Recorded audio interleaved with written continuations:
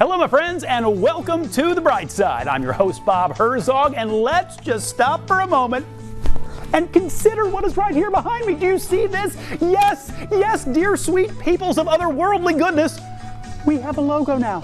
Embigify that thing. The Bright Side with Bob Herzog. Look, so special, so pretty. Thank you, creative team here at my home base, Local 12 in Cincinnati. I think this is the beginning of a beautiful friendship. Looking forward to many more graphics and animations and whatnot to come. That really is part of what I love so much about this project. Here we are on episode 4, and we're still sort of, putting the pieces together. We're building the plane as we're flying it, or flying it as we're building it, whatever. Point being, you're seeing how the sausage gets made, and you're still here. Thank you for pushing the total views of the Bright Side videos to well over 15,000. Keep spreading the word. And if you're new here, welcome, subscribe, and share. And now let's look on the bright side. No denying, there's a lot of really difficult stuff out there right now, stuff that needs our attention, and we're not here to pretend like those tough things don't exist. We just come here for 10 or 15 minutes for rejuvenation, recharging, rebirth, or at least the birth of baby animals. Nothing cleanses the mental palate like baby animal videos. And they have a new pygmy hippo in Virginia. This comes to us from the Metro Richmond Zoo. This little girl was born to parents Iris and Corwin back on July 26th. The public now getting a little better look at her. No name just yet, but the family is doing well. Baby's had her first swim, as you saw, and at first checkup, by the way, she only weighed 14.5 pounds, but could get all the way up to 600. The pygmy hippo is a rare endangered species, so this is a pretty big deal. And now, for something fuzzier. For the first time in nearly a decade, the Cleveland Zoo has a baby koala. The baby is the first for Mom Mackenzie and Dad Nyunbi. The zoo says the little koala left Mom's pouch on Tuesday, climbed into her lap. Baby koalas are known as joeys. They usually stay in the pouch for the first 6 months. I would like a pouch that I could just climb into to be warm and alone. Anyway, not to be outdone by my friends in Cleveland, here in Cincinnati, we have something to toot our own horn about. See, we have a new baby eastern black rhino, horn rhino. Give me the cuteness. The Cincinnati Zoo provided these pictures. Eastern black rhinos are critically endangered, so conservationists are really excited about this birth too. There's no word yet on a gender or a name. We're told mom and baby are bonding, and this is cool. It's mom and dad's second calf together, which is a significant thing, and also suggests if they have another, this little guy becomes the middle rhino. And if you think middle humans seek attention, you just wait. I actually don't know if there is cross-species similarity in the middle offspring of black rhinos and Homo sapiens. It's just that I'm sort of the upper middle in my family, and I'm desperately seeking your approval. Okay, so I feel like I don't want to be done with animal videos yet. Let there be random dogs. Hey, it's a dog on a float in a pool wearing shades. Thank you for that, Amber Nocera. Of course, not every dog has his sea legs, so to speak. So here we see Glenn Greer's golden oldie teaching the golden pup how to dog paddle. Let's just watch this for a sec. Look, come on, little fella. Let's just go, there we go. Let's just go right there across the pool. Oh, that's so cute. Okay, one more. Because sometimes it's the reverse, and the young one must take the lead. Here, Lori's 1-year-old puppy takes his older brother for a walk. So much for old dogs and new tricks. I do love the videos, you guys. I got to tell you that people submit user-generated content, to be all technical about it, and we have more. See, last week, I asked for you to send me evidence of awesome kids doing awesome things. So let's get to our bright side shout outs. Here we go. Mary is amazing. Okay? She is working with people in Uganda, and she wanted me to see this and share it with you. Her friend Mercy and Mercy's siblings, you see them way off in the distance now, off to the races. Isn't that great? So Mary, did you tell them you'd time them? That always worked on me. If someone said they'd time me, I would literally run anywhere.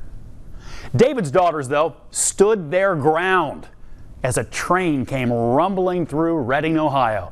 David loves locomotives, and his kids have clearly taken to them as well, trying to get some waves from the engineer. I like that. And I can't get enough of this one. Look at this.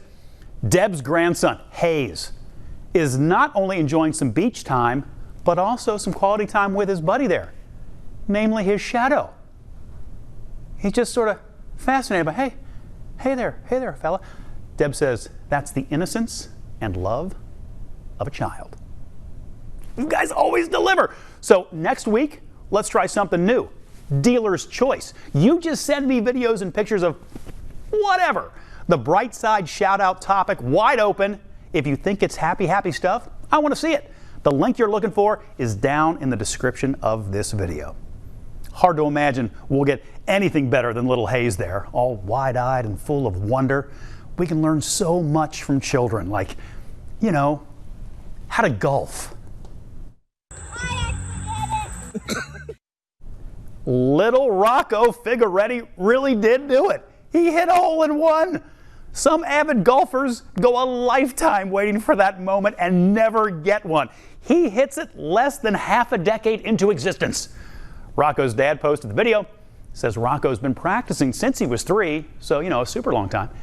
In his post, the proud papa confirmed to say I'm proud would be an understatement. Now, Rocco's dad, let me tell you something. Hold on to those moments, and not just because of the hole in one, but because you'll blink and little Rocco won't be so little anymore. Take it from me, or maybe take it from the fella you're about to see here. Tom Jones has one father's college send-off for a son in Atlanta.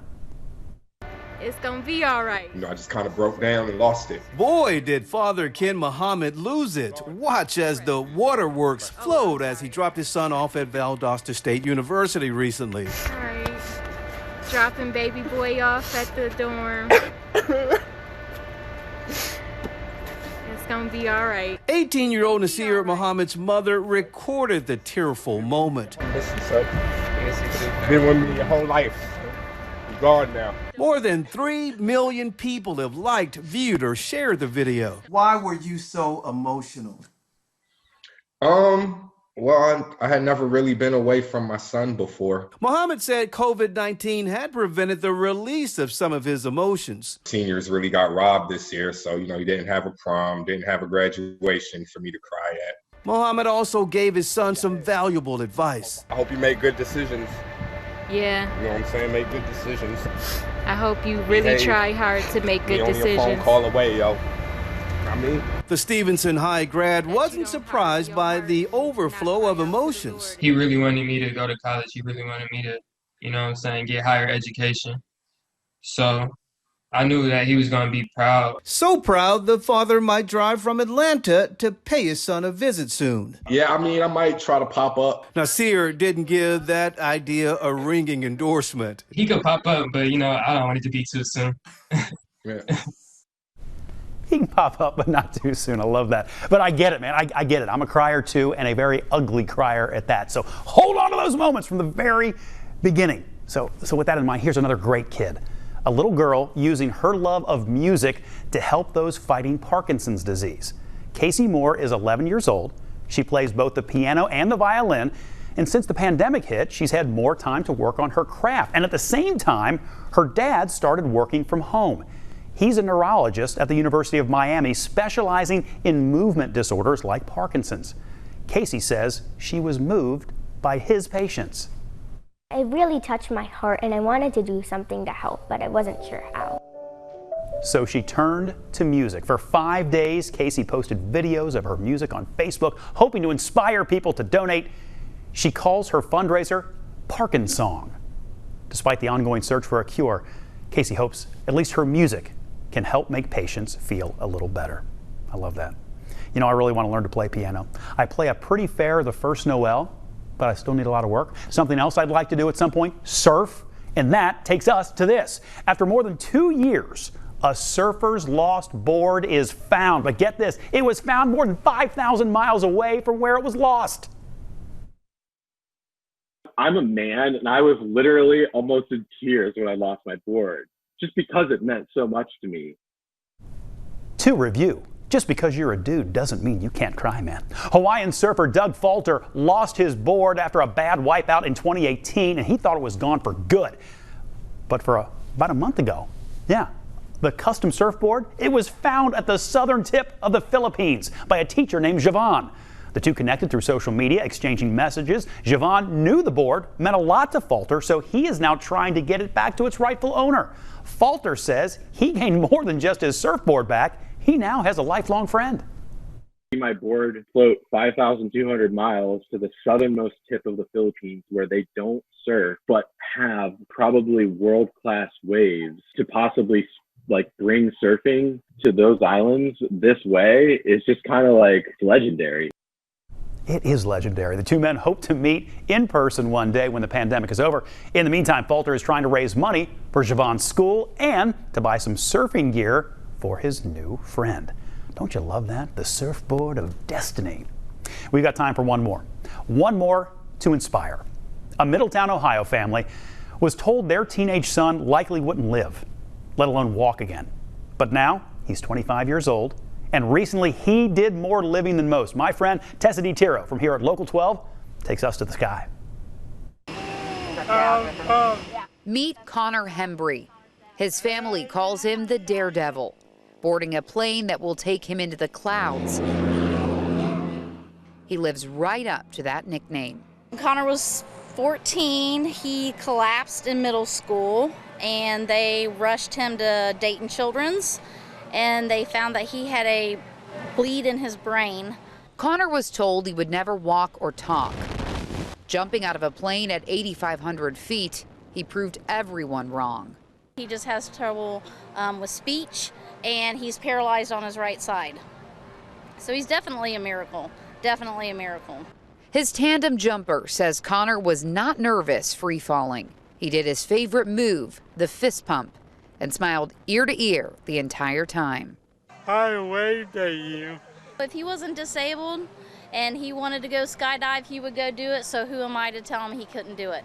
So this is his 25th birthday present. Paralyzed on one side of his body, his disability might slow him down, but it can never take away his adventurous spirit. His will to live and to experience what other people do is beyond amazing. I mean, he has more willpower than I ever could have, so he's an inspiration. He really is. Exhilarating. I hope you get to do something exhilarating. You never know who it might inspire. If you enjoyed what you saw here today, make sure and share our video, subscribe to The Bright Side, and we'll see you again next week. And we'll take another look on the bright side.